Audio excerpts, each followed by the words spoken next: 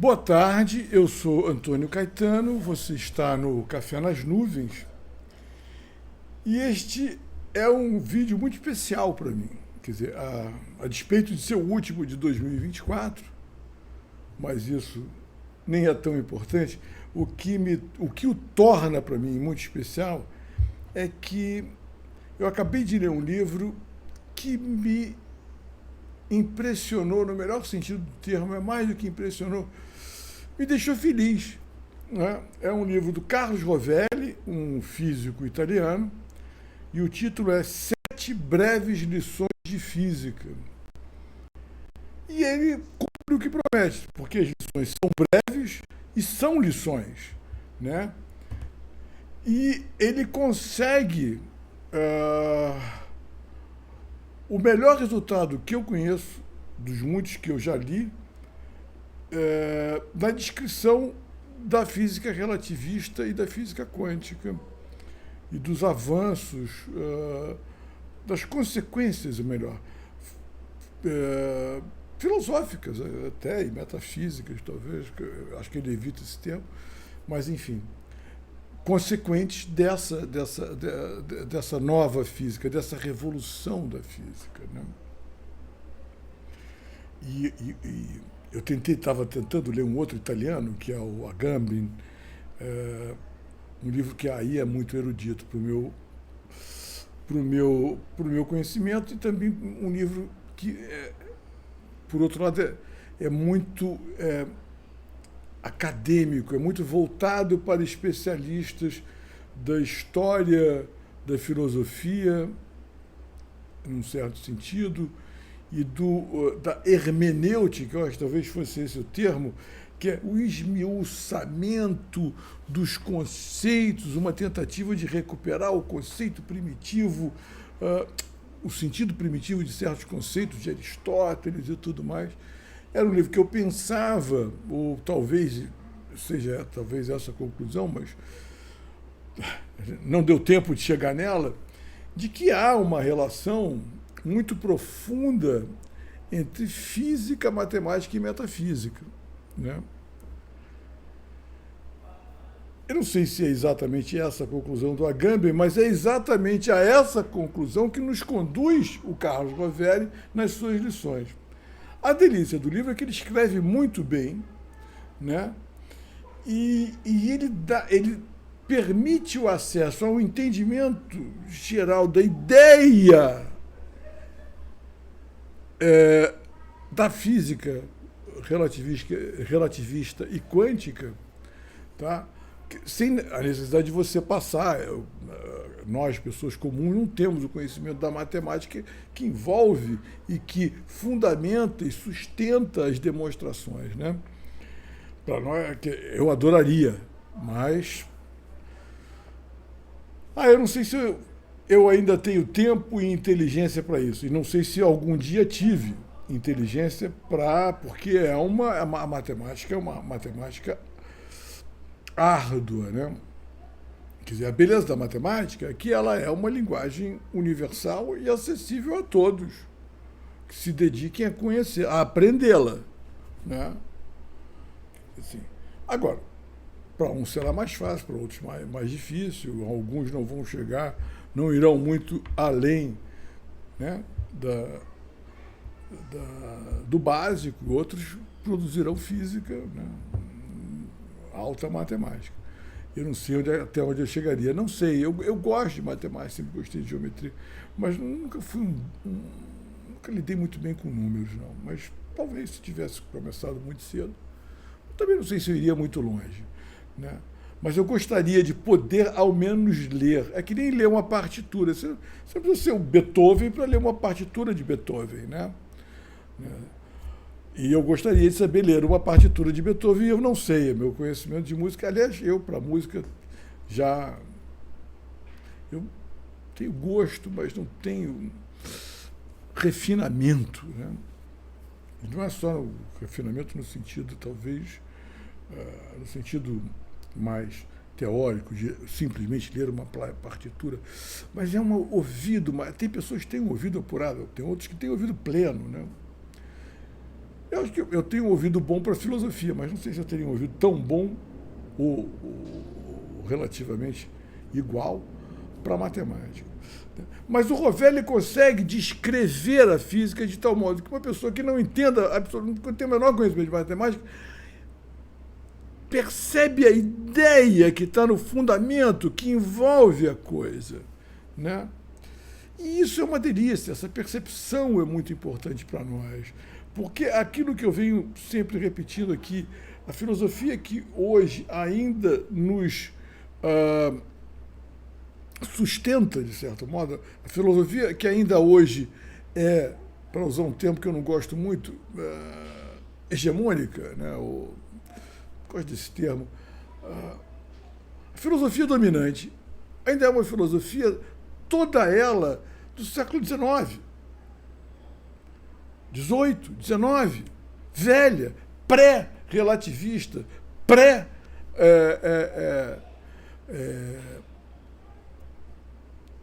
quântica, né? E mesmo que, acho que o próprio Rovelli, ele fala em Derrida, fala em outros filósofos, mas eu acho que não é suficiente, porque os caras ainda estão orientados por certos conceitos herdados, né, que não funcionam mais. Não, quer dizer, a fila já andou, como se diz, né? E talvez seja preciso retornar, da mesma forma que o Agamben, nesse livro que eu não estou conseguindo ir muito adiante, retorna a Aristóteles, o que eu acho saudabilíssimo, é preciso retornar a Descartes também. É impressionante você ler, quando você lê sobre, quer dizer, Descartes, a física cartesiana é uma pré-figuração da física relativista. Já vou até, em algum momento, explicar por quê, e é muito simples, né? Basicamente, a física cartesiana se resolve com extensão e movimento. Quer dizer, e extensão não é espaço. Né? Quer dizer, não é o lugar onde as coisas acontecem. A extensão é o espaço e as coisas ao mesmo tempo. E o movimento é aquilo que, movimentando a extensão, faz com que as coisas, como de um vórtice, surjam e depois se retornem. Porque a extensão é contínua, elástica, exatamente como ele descreve o espaço-tempo. Eu fiquei impressionado com isso, sabe? E como essa extensão em Descartes é dotada de movimento, quer dizer assim, então aparecem coisas que voltam, se reincorporam à extensão e vão. É mais ou menos quando a gente acompanha o áudio de uma gravação, e aí o som que a gente vai fazendo, vai vendo, ele tem altos e baixos, e quando tem o silêncio tem aquela reta. É mais ou menos assim, né? E é muito parecido com a física relativista. E a própria ideia de um contínuo que guarda todas as possibilidades já está presente lá, prefigurado em Aristóteles, na ideia, no conceito de atipotência. Quer dizer assim, então é como se a gente tivesse, e isso até acho que é verificável, talvez, na história mesmo do pensamento, você tivesse uma linha que vai mais ou menos seguindo, sabe, uma cadeia lógica, sabe, de desenvolvimento, e outras linhas que lhe são às vezes até opostas. E uma mais verdadeira, outras falsas, né? É muito interessante isso, né? Esse aspecto. Agora, onde eu achei ótimo, assim, no último capítulo, o Rovelli, por exemplo, dá uma sacudida no Kant, né, mostrando que, enfim, todos os supostos da filosofia kantiana, né, são falsos, né? O que eu já vinha dizendo aqui, tentando mostrar aqui, quer dizer, assim, várias coisas, né? Outra coisa que ele fala, que tem uma série que eu fiz também, não estou dizendo que, meu Deus do céu, eu sou um filósofo, nada. A minha felicidade está muito, e não deixa de ser uma felicidade vaidosa, né, no fato de eu encontrar conexões entre, digamos, soluções e reflexões que eu fiz por minha conta própria lá num cara como o Carlos Rovelli. Pô, meu Deus do céu, né? Que bom, né? Que legal, né? Sabe? Eu, um anônimo carioca, né? Aqui com o meu blogzinho, com o meu canal. Pois é, rapaz. Eu escrevi uma série que começa com um comentário sobre uma entrevista daquele Nico Ellis, né? E que aí se desenvolveu para uma série que se chama O Ser se diz de muitos modos, que é uma frase, né? Ou um conceito fundamental que depois vai se desdobrar, né? E que talvez esteja ali na base talvez não está na base da filosofia, é a pedra fundamental da filosofia, ou uma delas, de Aristóteles, né? Implica, é o que eu digo, implica no que o ser é relacional. Que só em que o existe é relação. E é o que ele diz. É claro que talvez, quer dizer assim, são tantas leituras sobre física que eu já fiz, enfim, essas leituras cruzadas, né? Tem um espírito do tempo também. Eu não estou dizendo que eu descobri nenhuma novidade. Isso está no ar. Mas aí, por exemplo, o próprio conceito de coisa em si, né, vai para o brejo, porque quer dizer, não existe coisa em si. A coisa em si é a coisa morta. Que, por outro lado, ainda vai continuar se relacionando com os vermes que corroerão o meu cadáver, né? Como diz o Machado de Assis, Memórias Póstumas de Brás Cubas, onde ele dedica o livro aos vermes que irão corroer o meu cadáver, o seu cadáver, o cadáver dele, né? Mas, enfim. Então você tem isso. Agora, eu fiquei impressionado que, por exemplo, aparentemente não, mais ou menos, aparentemente, de uma forma mais ou menos clara, há uma admiração do Rovelli pelo Spinoza, e eu digo, cara, então você não leu o Spinoza, ou você... Eu também não. Né? Porque eu comecei a ler, achei muito chato, porque o Spinoza, ele é um cartesiano na forma, mas ele não é um cartesiano no conteúdo, nos resultados, nos pressupostos e nas conclusões. Mas na forma ele é. Ou seja, ele pega o pior de Descartes, que é aquela exposição geométrica, né? Putz, é muito chato a exposição geométrica, que é baseada em Euclides, a exposição da geometria. É muito chato. É um pouco parecido com a própria, me pareceu, né, pelo menos, com as exposições medievais, escolásticas, né? É muito chato. Eu acho que eu comecei a ler foi a Ética. Eu vou até tentar um outro livro. Mas me desanimou muito, como eu contei já para vocês, eu assisti uma dessas palestras disponíveis na internet, né, de um professor lá de uma dessas lojas do saber, né, que colocam aí, onde você tem todo tipo de produtos bons e produtos ruins, produtos mais ou menos. E eu achei o produto, quer dizer, a exposição que esse cara faz talvez seja muito clara. Aliás, clara ela é, mas e talvez ela seja precisa. Mas o que me impressiona é que as pessoas concordem e aplaudam esse Spinoza que nega o livre-arbítrio. E nega o livre-arbítrio, aí é que está o problema, né? Que, para mim, em relação ao Rovelli. Porque qual é o argumento do Spinoza para negar o livre-arbítrio? É que cada ato envolve uma cadeia tão complexa de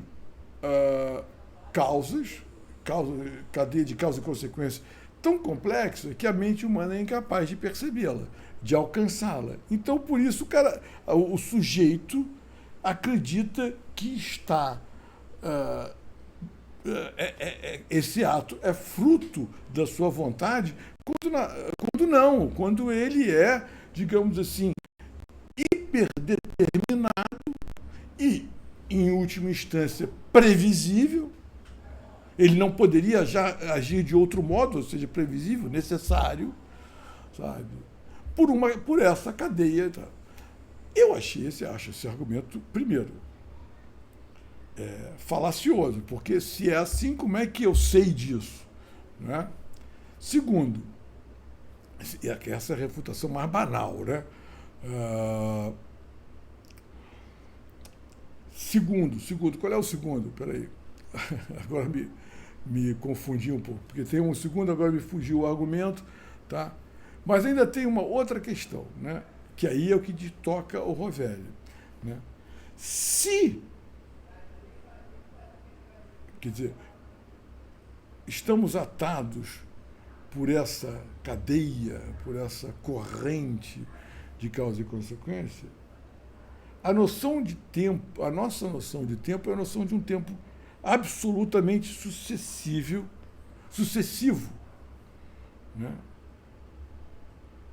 Por outro lado, se, como acontece no Rovelli, quer dizer assim, você não distingue, porque a causalidade, perdão, vou fazer uma breve digressão, se a causalidade é, em última instância, um evento temporal, onde necessariamente a causa precede a consequência, tá? Se o tempo ele é absolutamente contínuo e sem brecha, se ele está já dado aí um espaço-tempo completo e flexível, né? Não existe essa noção de causa, aliás, de presente, passado e futuro. Quer dizer, o tempo, a isso chamariam os antigos de eternidade, né? Quer dizer assim, o tempo já está todo dado aí. Então, não há uma distinção entre... A seta do tempo ela não vai de um passado irrevogável para um futuro previsível a partir do passado dado. Entende? Isso não é assim que funciona, sabe? Na física relativista. Quer dizer, você tem um espaço-tempo que é o próprio espaço e o próprio tempo. Quer dizer, você tem uma entidade, vamos dizer assim, tridimensional, absolutamente flexível e que responde, quer dizer assim, onde aquilo que nós vamos chamar de passado dialoga também com aquilo que nós vamos chamar de futuro, de tal maneira que até o passado, como dizia o Malan do Brasil, até o passado é incerto. Porque, de certo modo, o presente, ele afeta, ele não só vai projetar ou vai afetar um possível futuro, como ele também talvez afete o próprio passado. Isso é interessante, sabe? Isso é muito interessante. Imagine se a gente acreditasse que os nossos atos presentes são capazes de corrigir os nossos atos passados, de tal maneira que, ao corrigir aquele ato passado, aquilo que eu tinha feito de mal no passado, lá no passado se revogue num não ato ou num ato benévolo, né? E aí retorne alterando também as relações possíveis de um futuro. Tente imaginar essa coisa. Como é que seria a nossa maneira de viver se acreditássemos nisso, não é? Então, quer dizer assim, com isso, a ideia de causalidade no sentido estrito vai para o brejo, como já pretendia o próprio Hume. Não é? O próprio Hume já vai... Quer dizer, que o argumento do Hume assim, é que a gente não leve a causalidade tão ao extremo de considerá-la uma relação necessária e, para usar um termo que a gente já está aqui usando, previsível. Quer dizer, uma lei. A ideia de que a lei universal envolve uma causalidade absoluta. Quer dizer assim, né? O que seria uma lei universal? É uma relação causal necessária e irrevogável. Né? Tudo vai sempre acontecer assim. O que vai dizer, do modo geral, acho que essa física, é que, na verdade, essas relações que a gente vai chamar de causais são relações econômicas, são padrões econômicos de comportamento, de ação ou de organização das coisas. Quer dizer, as coisas sempre... Quer dizer, num mundo onde tudo é finito, não é? As coisas sempre procuram o caminho que conserve mais energia para que as coisas possam durar mais. É óbvio. A única preocupação de um ser finito é durar. Para durar, ele tem que poupar. Poupar o quê? É a energia que o mantém vivo. Então, todos os seres buscam, nas suas relações, resultados econômicos, né? O que a gente poderia chamar de uma economia da salvação, né? Um pouco, eu estou aqui usando um termo completamente inadequado, né? Mas tem a ver nesse certo sentido, né? Aqui, assim, aplicado nesse exato momento, uma analogia, né? Porque tudo busca essa economia, quer dizer, tirar o máximo de proveito com o mínimo de gasto, para durar, né? Então, na verdade, aquilo que nós vamos chamar de uma lei é uma lei apenas para o nosso olhar, que é um olhar limitado pelo nosso tempo de vida. Se quando eu nasci as coisas aconteciam assim, quando eu morri as coisas continuavam acontecendo assim, eu vou acreditar que isso é uma lei universal e eterna. E aí vamos dizer assim, aí eu passo essa ideia para o meu filho, que também quando morre, continua, então mais está confirmado. Não. Porque aí quando você começa a perceber que você lida com um universo de bilhões e bilhões e bilhões e bilhões de estrelas e de espaço e de tudo mais, você diz, não, o que é, sei lá, 2000 anos, né? Então você diz, não, é um padrão de economia. É um padrão de economia. É um padrão que pode se alterar, né, se as coisas começarem a se configurar de outro modo. Para mim, é a mesma coisa que poderia reger uma ideia que me pareça mais inteligente de evolução, ou involução, ou de mutação. Quer dizer, as coisas mutam inteligentemente, respondendo a demandas do meio ambiente, porque buscam a sua própria conservação, né? Não pode ser algo pautado pelo acaso e que vai demorar milhões de anos para acontecer. Isso me parece absurdo, né? Me parece absurdo. Mas voltando aí a Spinoza, evidente que, então, da mesma forma, assim, era esse segundo argumento que eu queria lembrar e que eu esqueci. Quer dizer, porra, esqueci de novo.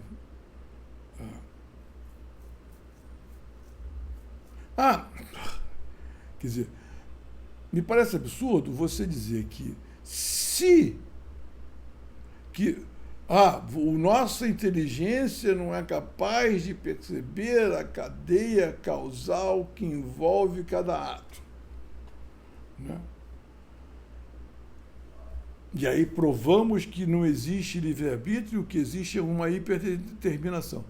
Mas não poderia provar exatamente o contrário. O que nós percebemos é que cada ato está envolvido numa quantidade tão grande de eventos que você está diante de um fato que é absolutamente singular, que poderia ter ocorrido de outro modo completamente distinto, sem que isso, como diz o Wittgenstein, sem que isso alterasse a constituição básica do mundo.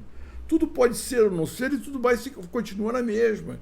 É como mais ou menos diz o Wittgenstein, né, ali nos primeiros aforismos do Tratatus. Isso é genial, isso é absolutamente óbvio. Né?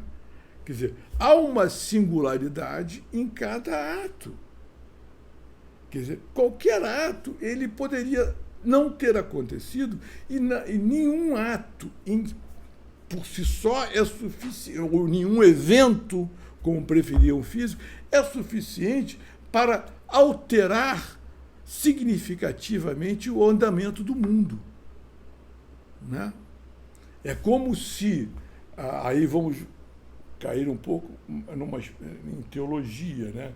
Naquilo que Santo Agostinho dizia, o mal existe, mas não é. O mal não tem uma consistência ontológica. O mal é pura negação do bem. Ele não é positivamente porra nenhuma. Então é como se para cada ato mal houvesse toda uma reorganização do mundo para compensá-lo.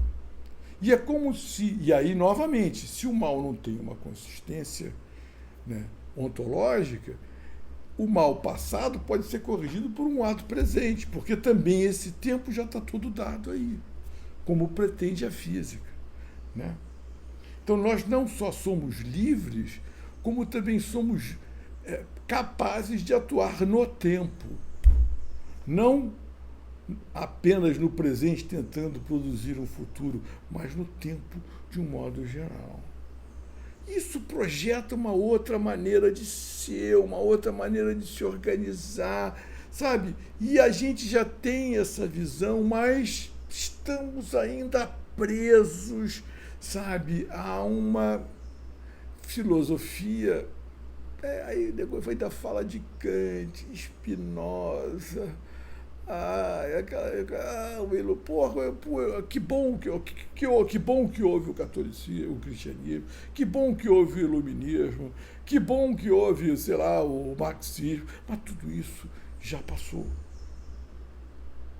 Eu até que triste que houve o espinosismo, que triste que houve o kantismo e deram frutos podres, mas deram, também já passou. Precisamos produzir, como a física produziu outra coisa, precisamos também produzir uma filosofia nova, sabe? Precisamos produzir, eu acho que precisamos, tem gente que acha que já está sendo produzida, eu não vejo nada aí, mas, né, convenhamos, veja, isso aqui é o meu mundo, eu não sei também o que está acontecendo lá fora, não sou capaz de avaliar isso, mas pelo que eu leio, né, pelo que eu ouço, eu continuo vendo todo mundo preso, sacou? Nas cadeias, nas algemas do passado. Vem novidade por aí? Vem. Provavelmente eu não vou testemunhar. Mas hoje, 100 mil cérebros se concebem gênios como eu.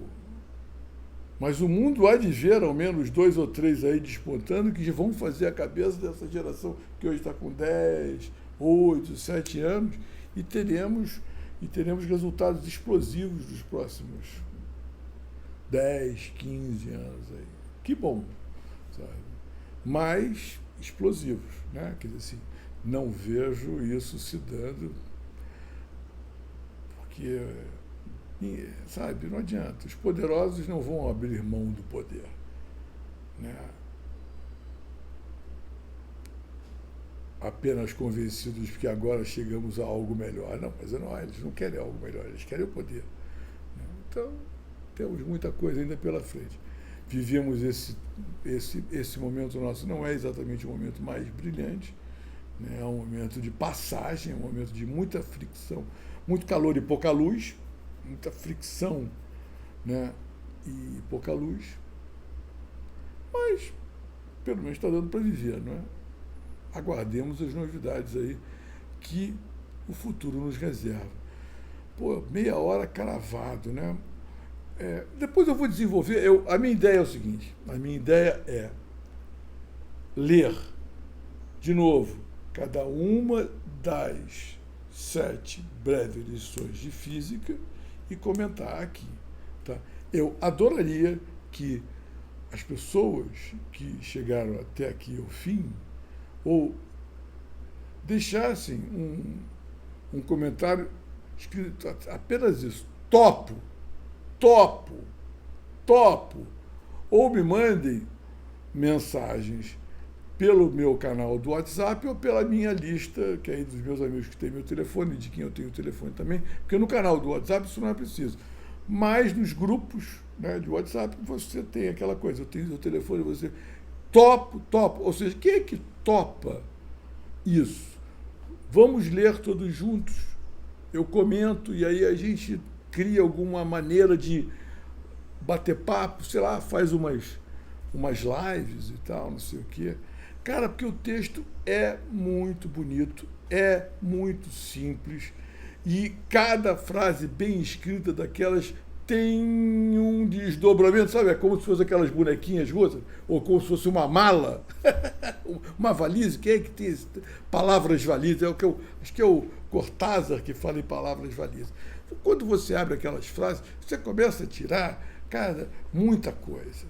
Então vale muito a pena, é bom, faz um bem enorme à alma, tá? Quer dizer assim, porque a metafísica, né, por tradição, é também teologia. Então, quando a gente fala de física, quando a gente fala da natureza, a gente também está falando de Deus. E quando falamos de Deus e da natureza, também estamos falando da estética. E quando estamos falando da estética, também chegamos na ética e na moral. Então, quando a gente se depara com essas belezas, nós, ao mesmo tempo, estamos lidando com quase a totalidade do que nos interessa. Tá isso? Tá bom? Então, por favor, escrevam aí, quem quiser, óbvio. Topo, topo, topo, topo. Quem olhar não vai entender nada, né? Quem chegar lá, por que esses malucos estão escrevendo topo, topo, topo nesses comentários, né? E, de qualquer modo, topando ou não topando, um feliz ano novo para todos, né? É o que eu desejo para vocês, é o que eu desejo para mim, né? Que a gente atravesse esse 2025 com coragem, com paciência e coragem. Acho que são duas coisas que a gente vai precisar muito em 2025, paciência e coragem, né? E são duas coisas que o conhecimento pode nos trazer, né? Feliz ano novo.